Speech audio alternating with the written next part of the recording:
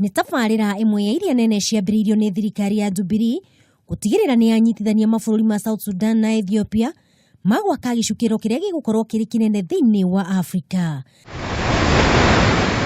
Akĩaria hĩndĩ ya gũcera gĩcukĩro-inĩ gĩkĩ, mũikarĩri gĩtĩ wa bodi ĩrĩa ĩrũgamĩrĩire waki ũyũ Barũthi Francis Muthaura nĩ augĩte nĩ akenetio nĩ ũrĩa wĩra ũyũ ũrathiĩ na mbere.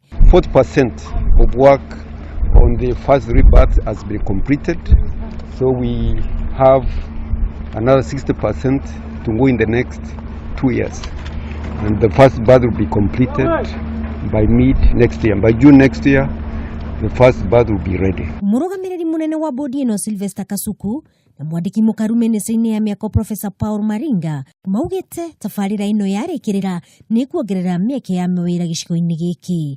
We are also already having the first terminal or the first port key area already being constructed to its fullness in terms of undertaking construction with the beams as well as the deck itself.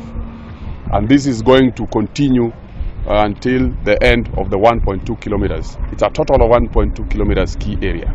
Oho nĩ maugĩte waki wa barabara ya kilomita 532 kuma gĩcukĩro-inĩ gĩkĩ nginyagia bũrũri wa South Sudan nĩ ũkwambĩrĩria, akiuga bũrũri wa Kenya nĩ wĩkĩranĩire ngirimiti na kambuni ĩmwe ya kuma bũrũri wa Afrika ya mũhuro. Handũ-inĩ ha Kameme TV, rĩtwa rĩakwa nĩ Wangui wa Gathugu.